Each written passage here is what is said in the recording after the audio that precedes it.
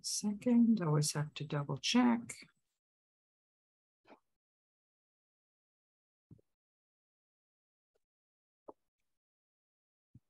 Go. We are live on Author Talk Live. It's a pleasure. It's a pleasure, author Carolyn. Ziad Matta. Welcome today. Thank you for hosting me. Thank you, Caroline. I'm so excited. We're excited. Oxygen's excited. We've been working with you on the co-creation from your imagination for a while now. Why don't you show us what this incredible book is called? On Author Talk. And we're going to ask you to tell us about The Impossible Departure, which is RAHEEL. Tell us a little bit about what that actually means. Oh, it's a very, very big question that you are raising. And it's a question that I think people have because they may not be clear on the impossible departure part. Yes, RAHEEL, what does that actually mean? RAHEEL is the forced departure. So the real title is The Forced Departure, which is an impossible departure. So when you think about it, there's a paradox in the story. But if we go back to the idea is not an idea about a book or a project or a presentation.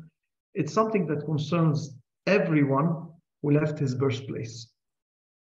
The other people who did not leave or didn't have the chance to leave can imagine also to find themselves in the situation, because we're talking about a geographical departure. We're talking about a departure from a culture to another. And the big question is, if we take a hypothetical situation, you are born in a place. We are all born somewhere. Some of us will have the chance to be born in a place, to grow up there, and after a long time, to end their life or to die in that place.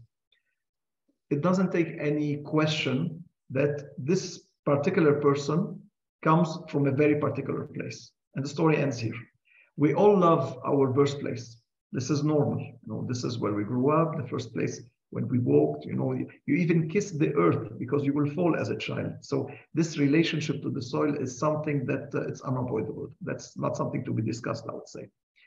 Now, the question is, what if you are born in one particular place? In my case, it's my birth country, Lebanon. You grow up there. You gather all these paintings from your life, memories, all the first experiences in life, the beautiful part, the other part that we call experience with time. And then after a while, either you choose to leave or you are forced to leave. And the outcome was more or less the same. Then you go to an adopted country where you will work. Very likely you will succeed. Otherwise you wouldn't stay. You create a new life. So if we push it a little bit more, you raise a family, you have a relationship, and those children that you will be raising will be born either in the adopted country or maybe in the, I would say, the root or the source country. So the key question is, after some time, 1 decade, 2 decades, who are you exactly? Are you the person who comes from that country of birth? And the question is probably not. Because after 1, 2 decades, 3 decades, the country changes, the people at your birthplace change, and you do change also at the same time. And the second option, are you part fully of your adoptive country? And the question is probably not fully, because you will never match this link that gathers somebody who was born in that adoptive country, which is not yours. So at some point you will ask yourself, who am I? Am I a nomad? Am I someone with a mixed or lost identity? And I think this is a beautiful journey. And the book, RAHEEL, if it talks about something, it's mainly about that. The conclusion or the message I would like to spread is that geographic departure is meaningless in the rule of belonging. We can visit all the continents, all the countries in the world, have all the successes and failures that we are supposed to have. Success, go through many failures first, this is normal. But by the end of the day, we are who we are. And I believe that part of the happiness is by endorsing your true identity. And this is not an easy task. It's easier said than done, because remember, it's not an impossible departure. It's a forced departure that became impossible. You know, the premise of this book has intrigued and delighted us from the get-go, right? From the first time we met, from the first time your team put together, you know, all of the elements that came from you and were integrated and formed into this, what we call literary art. We don't refer to books simply as books, because books, they take on a life of their own. They're like children. They're born to a story, and then that story evolves. So the book, the essence of the book that evolves over time through the process that an author goes through and then publishes, and then what happens next is, you know, very much attached to the energy that the author has brought to this material. So not only have you authored a book, but you've integrated other stories into this book. So why don't you tell us a little bit about that? I was not sure it's going to become a book by the end of the day. I remember our early conversations. We were talking about something else the first time we met, if you remember. Yeah. And I cannot tell you exactly why I have written this book. I cannot tell you how it started. I don't think that, or at least in this particular experience, it wasn't like, great, I decided to write a book, let me get a pen or a keyboard and start to do that. The real trigger, I cannot describe it. All I can tell you is that I'm blessed to be born in what I believe one of the best countries in the world, one of the most attaching countries in the world. I love it sometimes, I hate it other times, but it has one particular specificity. This country can never leave you indifferent. There is always something big happening, very big, to the point that sometimes you ask yourself, how is it possible for such a small geographic nation, you know, not small at the level of, I would say, a nation in terms of the diaspora and the presence and the history. How is it possible for such a small geography to have this number of incidents and headlines most of the times? Mm-hmm. So it's a journey that began by interacting with people, because I believe that we will very quickly discover, to whoever we talk on this planet, that we start any conversation by being completely different, trying to find common ground for understanding of communication, but quickly we understand that we're not different at all. The one and the other are always the same, regardless where this person is, regardless of the continent, the country, the job, the culture, the background. We are human beings. I'm not trying to do poetry here, but I was blessed in my job to move between countries. And I can tell you, most of the teaching that I got, or the preparation that I got about the nation I was visiting, were wrong. Most of it, because we cannot dissociate ourselves from stereotypes. If you go to that country, you do this, you do that. This is important to know. But in reality, when sometimes we call a nation less emotional and another nation more emotional, I think this is one of the most misleading ideas ever. So that's just as an example. So to go back to your point, this journey is a trip at many levels, but most of all, it's a trip among people's stories. Okay? They have many things in common. They are related to Lebanon somehow. They are Lebanese. It's not necessarily that they are living in Lebanon. It's not necessarily they are living abroad, but they have very interesting stories to tell, or life story even. And I would like to note one thing. As far as I know, none of the people that I had the privilege to interview, to exchange with them, to note the reflections or the feelings I had about it, none of them are involved in some particular political or commercial interest, which is the plague that's eating the nation. So I'm very proud that I met these fantastic people, and I want to salute them here during my conversation with you. I think that's so appropriate and so important to note, because, you know, this is all the essence of their stories. And from that original idea that became a book, that became a shared story idea, you've evolved now into a website where you encourage other people to share their stories, right? Exactly. And I think that's what's moving you forward at such a powerful rate. So you've shared this book amongst colleagues, peers, you've had some readership. I know the feedback has been tremendous. I know you've had some wonderful media support for really the true meaning of what this book means to you is clearly been written in a way where you have exemplified it to other people and they're feeling that feeling. And I think that that's always the most important part of a book. We are in touch as authors with our readers' emotions while we tell a story, creating a path forward for people. So not only have you created a book, which let's touch a little bit on the art in your book. Maybe if you can share quickly the cover of your book and tell us a little bit about where the artwork comes from, so who your illustrator and artist is in this book, and the art that's showcased through this book has a particular meaning to you as well. Absolutely. I just would like to note something about what you mentioned about offering the possibility for people to share their stories. The world is full of platforms. I don't think the world needs anyone new to invent something for people to share the stories. I mean, every evening we're connecting to this or that platform. What I discovered, and that was very overwhelming and rewarding at the same time, is that people are waiting for one thing. They are waiting to talk about beauty in a world where we hear very less about it. I mean, if we take our normal day or usual day, we are fed on daily basis by negative news. I'm not saying they are wrong news. This is not what I'm claiming. But unfortunately, bad news are attractive. They are catchy. And I'm like everybody else on this planet. If there was a transmission about the latest Nobel Prize or the explosion that happened, I don't know where, very likely I will stay to watch the disaster more than the fantastic reward that's taking place. What I discovered with this experience is that despite this sad truth, the truth that we are living within this world of media that's taking us in all this and that direction, and it's a big topic. The beauty of this discovery is that people are very fond of hearing about beauty. It doesn't take promotion. It doesn't take a media investment.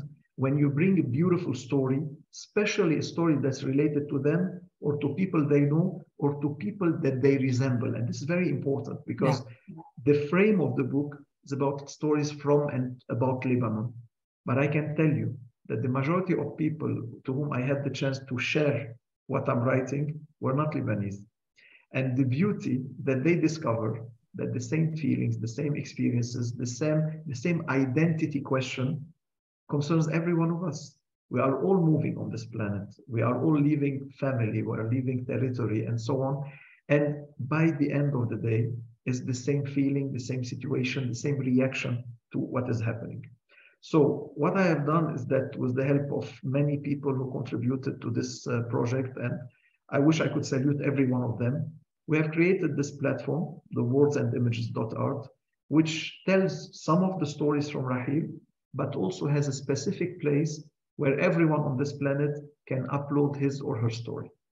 One thing is a fact. Every one of us has a story to tell. That's correct. You agree? I think you're very well positioned to tell the world this particular aspect. But maybe not everyone is into writing a book about it or making an article or publishing it. People have different ways of expressing. Some, you talk about the illustration, we'll probably talk about that now, but we have our different ways of telling it. We are storytelling creatures by the end of the day. And what's fantastic is that when people understood why this is taking place, why we are writing about a small nation called Lebanon, about some of the Lebanese diaspora in the world that are not different from any other individual on this planet, they immediately felt that they belong to the story and they brought their stories also. If you connect today, you see stories that come from different sides, different countries, people living here and there. And I can tell you some of them can give you the chill because you see that there are stories and there are hidden stories in the memory. And the beauty is that once you write this hidden story, you upgrade it to the level of written history. And nothing is more noble than that because this is ageless. In decades, in centuries from now, whatever part that was written, somebody else will discover it, regardless of who we are. It doesn't need to have an author's name, but it is exactly like what was found in the caves of the early humans. This hand, I was here. So writing, and I'm not at all an expert, I'm an amateur writer, and I'm proud to be that. You know? Writing, I believe, is part of this art that you mentioned that could be, you will correct me, at some point, I would love to, could be one of the major, if not the only, proof of our existence on this planet. That's a possibility. And it's fantastic because the people that are reacting, most of them, I have no idea who they are. That's right. But I know that it's emoting something in them. And this is the beauty of what happens. Yes, that's absolutely the beauty of all of it. And you never know when you will inspire another human. And that's one of the reasons that we put our words to paper from our imagination. I often tell people, you know, I'm just the scribe, right? I'm the conduit to which the words come to and through onto the paper. It's divinely driven. It's inspired thought that comes through us and onto the page. And then we let that work through us and create stories from that. So you're right. When you imprint it, it's there. And it says, I was here. Exactly. I was here. Now, for RAHEEL, the impossible departure, I was blessed because someone who's, I consider him my own nephew, you know, he's a young artist, and he likes to have a glimpse of every art. He's a painter, okay? He's studying, he's in art school right now, and he discovered the first part of the manuscript, even from the very early pages. And suddenly, in a way that I cannot explain, okay, he was just asking to have a glimpse of that also, to read it. And while I was writing, he was drawing in parallel. So somehow it became a co-creation of words and images. And this is the reason why we created that website called Words and Images, because by the end of the day, if you put the audio aside, the music, everything we express other than the audio is words and images. And by the way, words and images has audio also, it has music. So it was a co-creation between a drawing and between a word. And then this beautiful marriage between the two created RAHEEL. And I believe this is a major driver behind the effect it's having on everyone who's discovering it. I love that. Why don't you just share with us your book cover? So I'm proud to show you the cover. And what you see here is a bay from Beirut, this fantastic city, the city that I will always be proud of, and that will always be my city, like everybody else. And it invites everyone to discover the beauty it has to offer. I know that we stereotype sometimes when we hear Saigon, when we hear Beirut. We all know there's a lot of recent history behind it, but here we're talking about a place that has witnessed almost everything on the shores of this beautiful Mediterranean. And you will discover part of that also in RAHEEL. So I wish and I hope you will have the chance to discover that. You too, Caroline, you haven't been there yet. No, I have not been there yet. Would you do us the honor of reading the back cover of your book, which is the story of the story? It's a pleasure, of course. Yes. So RAHEEL, the fourth departure, the impossible departure. RAHEEL is a journey around stories from Lebanon, where the present is a constant echo of the past. Despite their diversity, all these stories carry a common scent of love to a land treasured by all, even by the few who try not to. RAHEEL is a journey that makes geography irrelevant in the circle of belonging, as the act of leaving or that of staying can never change who we truly are. This journey seeks rediscovering an identity, the kind one needs to understand when seeking the truth. RAHEEL is a transportation to a world where resilience and loyalty constantly feed the passion flame of belonging, which makes the impossible departure also an unwanted one.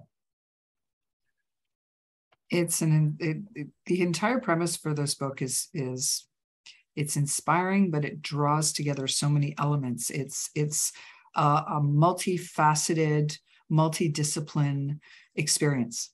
Okay, so I encourage people who are watching to go to the website that's above or below this recording, and it will have a direct link to experience RAHEEL, the book, but the words and the images and some of the music that's been integrated for your enjoyment. So as you move through this website, which most people associate with being a place to learn more about an author, this is a place that's far grander than that.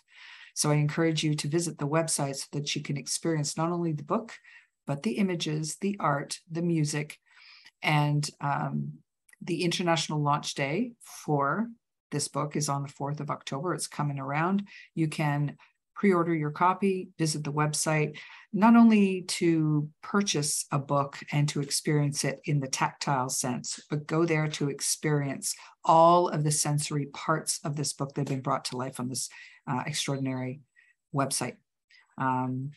You are looking forward to a lot of different conversations, Ziad, with many people you've had the privilege of speaking to already. How are you feeling about how this book is taking on a life of its own? You're summarizing it well by saying it's taking a life on its own. I don't know who is following us right now live, but if I may say a word to people who are still hesitant, shall I go for it or not? I can tell you, I don't come from literature background. I come from a completely different background, as you know. How it started, I cannot tell you. Why it started, of course, there are those big events that always happen that drive something in us. But what I can say that people should never hesitate. Just take a pen, a paper, keyboard, whatever allows you to express yourself, go for it.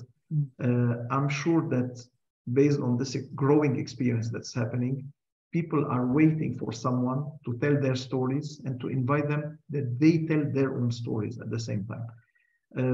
What will happen after, or to how many people it will reach, I can say that it's a pleasure first to always discover, because there's beauty, this dopaminergic feeling when you don't know what will happen tomorrow. So right. I can tell you I'm enjoying this a lot, but for sure, this is a growing experience. And what's extremely rewarding is that there are people that I have no idea where they are living, what do they do, but they send you the small word, the small word, just one sometimes, or short sentence that makes your whole day. Because after all, what matters is that we discover a journey about people that we don't know, about a country that probably we'll never visit, we never heard about, but we discover that we are extremely similar at many levels. And I think, I don't want to exaggerate and tell you that the world will be a better place if this happens, but for sure, we'll be able to understand each other better and feel each other's pain and beauty at the same time. And nothing is more noble than that. I totally agree with you. That is a perfect summary of what the essence of all of this is about coming together of people, sharing stories, and learning how we're more similar than we are different. Yeah. By far. Yeah. And especially during these days, I think we need that. I think you're right. There's it's a perfect opportunity for people to learn a little bit more about themselves through the stories of other people. And I know that your book achieves this, and I know this is, when people consciously choose to put a pen to paper, as you say, and start putting a story from their head onto the paper, you don't know the journey that you're about to embark on.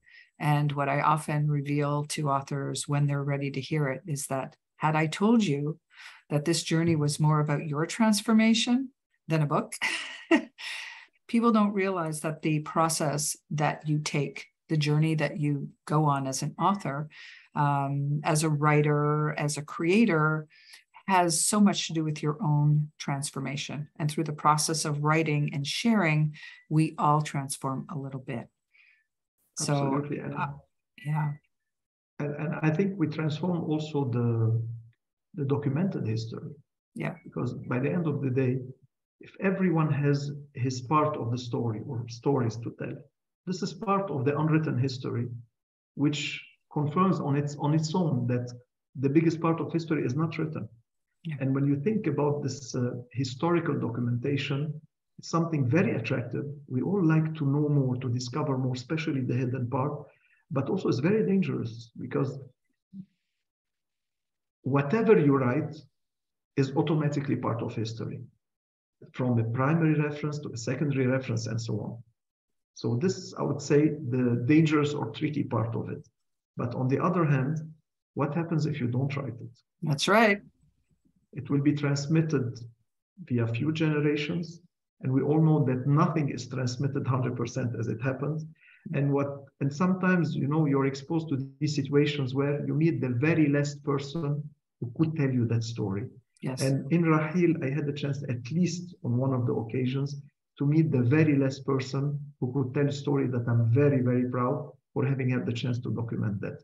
So this is why every day counts, okay? And what's fantastic about documenting this part of the stories and histories, that once you hear it, it will always be somewhere. Yeah. And it only takes one conversation, some years after or many years after, to trigger such awakening that allows you to put it and make it part of history. And nothing is more beautiful than that. Listen, this is a tremendous project that has come alive in so many ways. We're so proud of you. Thank you. And the story, the stories, the art, the images, everything that makes this book so powerful, an experience for people to have. So if you're watching and you are completely, you know, intrigued by this conversation and want to know more about Ziad, please go to his website. It is here for you to enjoy. Order a copy of the book, immerse yourself in it, have an experience with it, learn about the stories that he shared with you, and then maybe have the courage to share your own. So Ziad, is there anything you'd like to say in closing about where you're feeling the most pride in this particular part of your journey?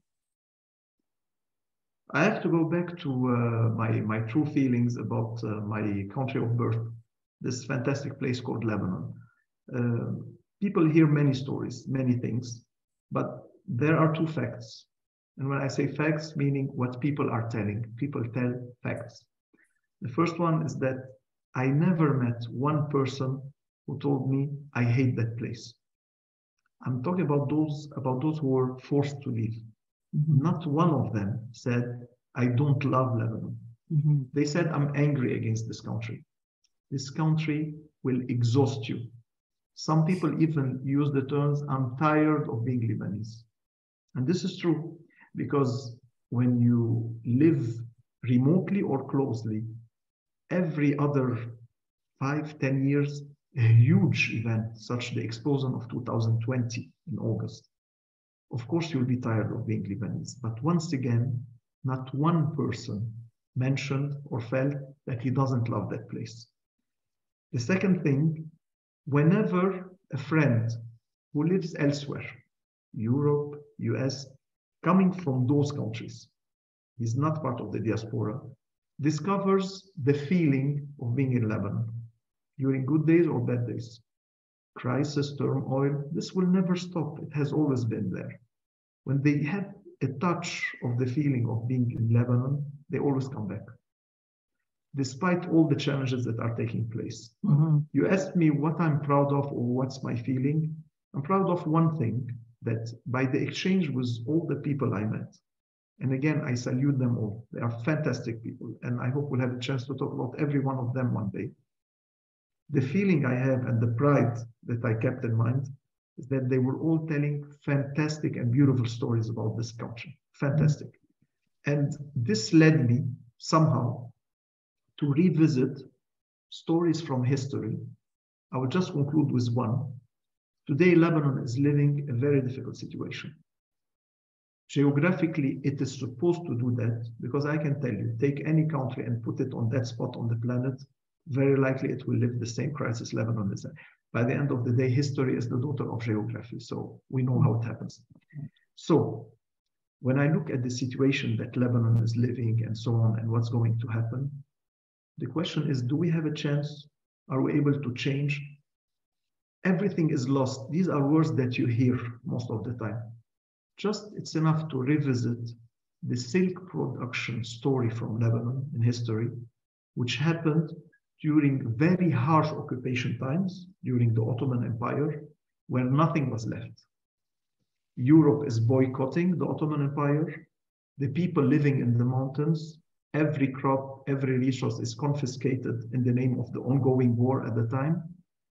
And what did these people do? That was much more challenging than today. They were able to build the full economy, based on what?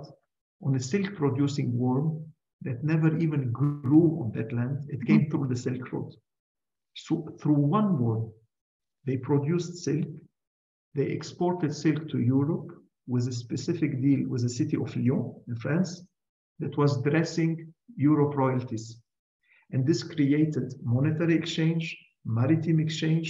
This brought European, especially French, as expats later on to this growing business, which brought the French culture in schools, in hospitals, in wine production.